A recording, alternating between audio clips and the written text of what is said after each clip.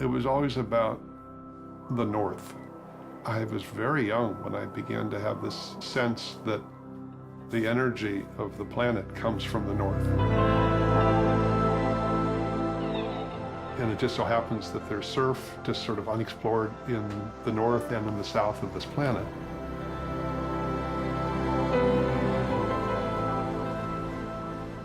You go to these places and this was real swell.